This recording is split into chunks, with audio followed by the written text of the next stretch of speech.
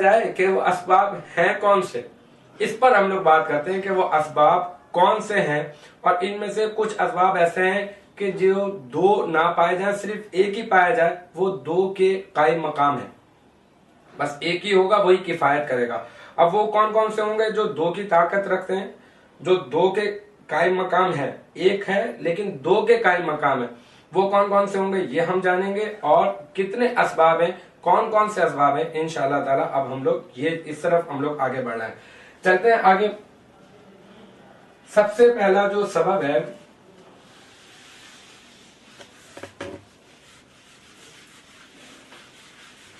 वो मैं बताता हूं आपको। इसको मैं मिटा दूं पहले यहां से। देखिए यहां पे मैं ये लिख देता हूं, असबाब मना सर्फ। अब सबसे पहले ये सोच ले कि भाई असबाब मना सर्फ क्या है। असबाब मना सर्फ वो असबाब हैं कि जिसकी बिना पर किसी इसम को, जिसके पाए जाने या ना पाए जाने की बिना पर किसी इसम को मुनसरिफ या फिर गैर मुनसरिफ करार दे दिया जाता है, उन असबाब को असबाब मना सर्फ कहते हैं। अच्छा भाई ये कितने हैं? ये 9 है। सबसे पहला जो सबब है उसका नाम है अदल। ठीक है। अच्छा ये अदल क्या होगा भाई? ये वो होगा कि बगैर किसी सर्फी कायदे के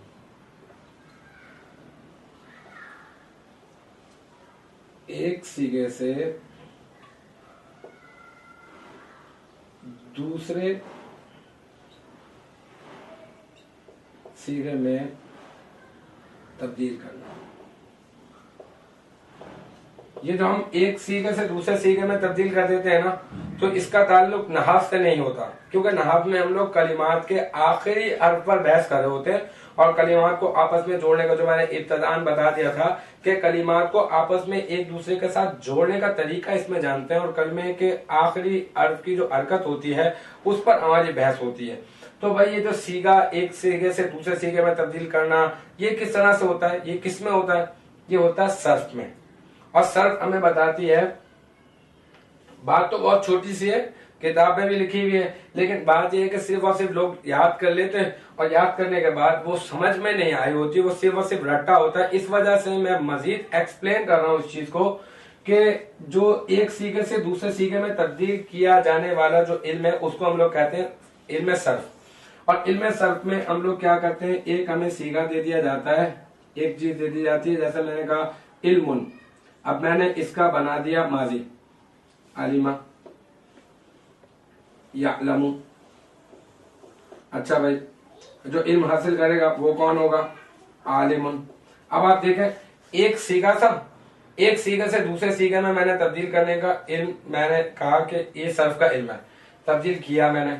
कोई रूल्स हैं, कोई ऐसे हैं, कुछ उसूल, कुछ कवानीन, कुछ दवाबित बनाए गए हैं।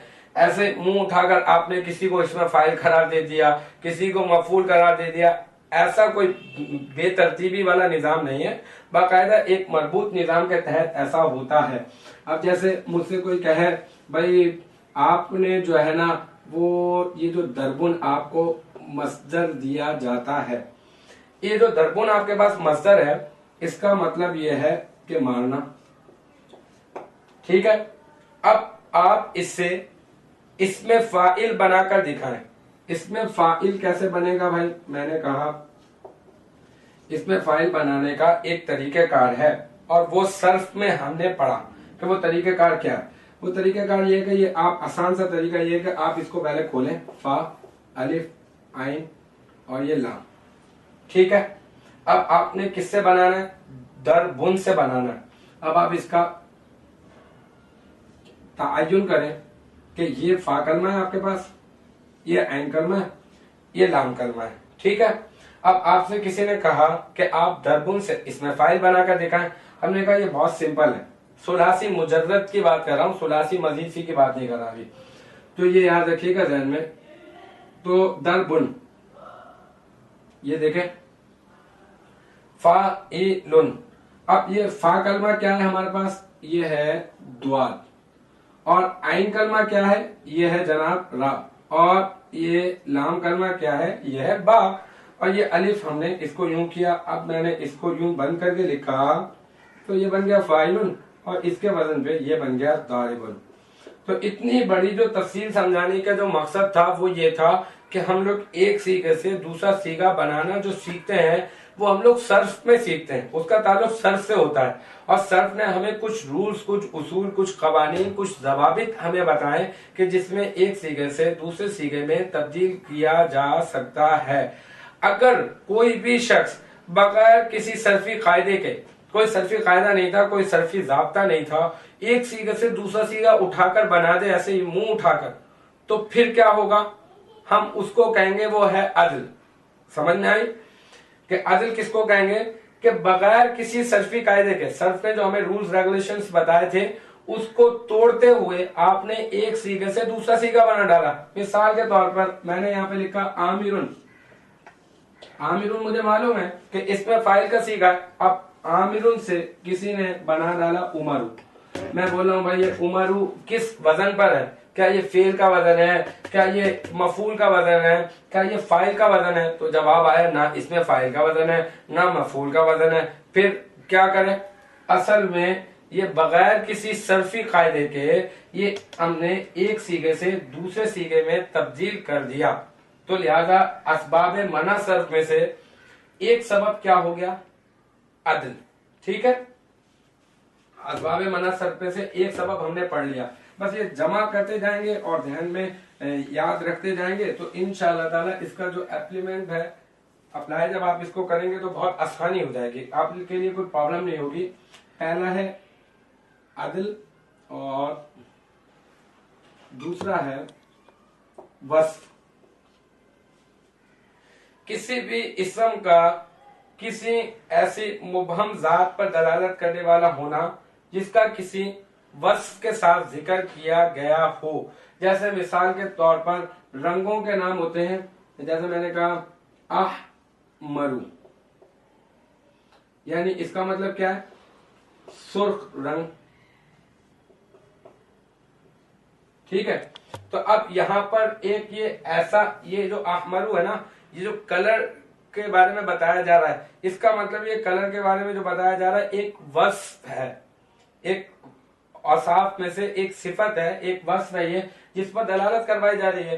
तो इस्म का किसी ऐसी मुबहम जात पर दलालत करने वाला होना जिसका किसी वस्फ के साथ जिक्र किया गया हो। जैसे मिसाल के तौर पर अहमरू आपके सामने, सुर्ख रंग, असवदू, ठीक है, अबयदू, और कलर्स जितने भी हैं वो सारे के सारे इसमें शामिल हो सकते हैं।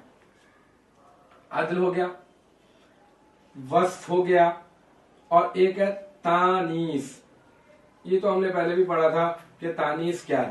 तानीस मतलब मुअन्नस होना।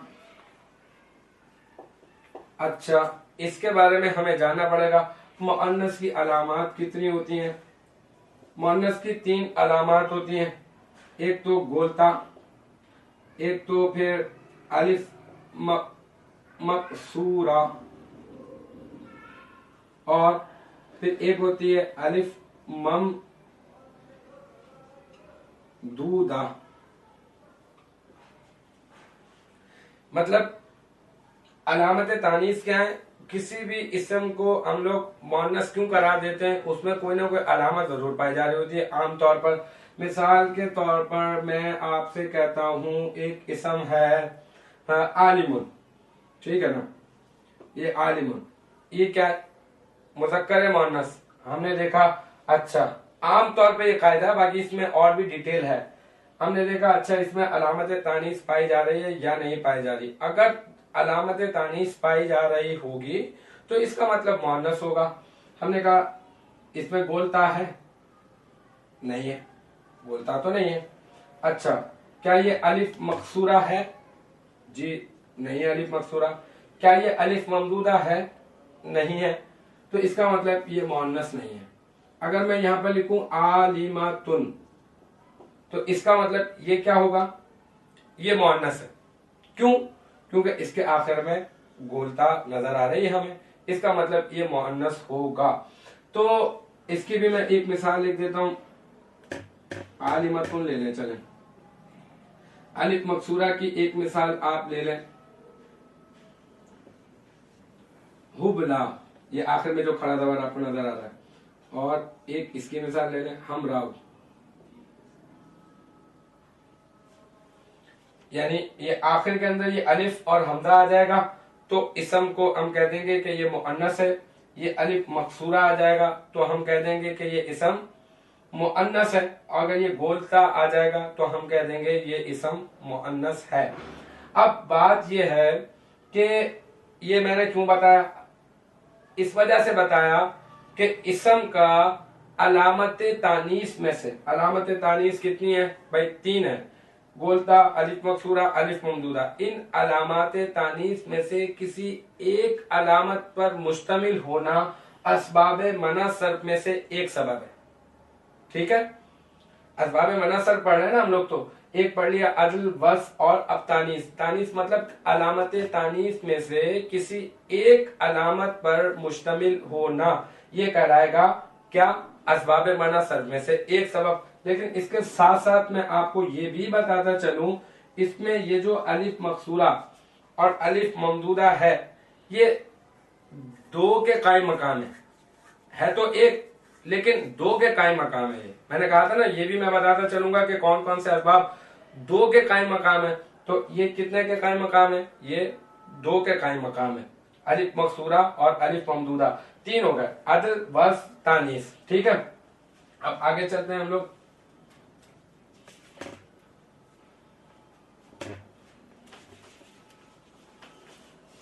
एक है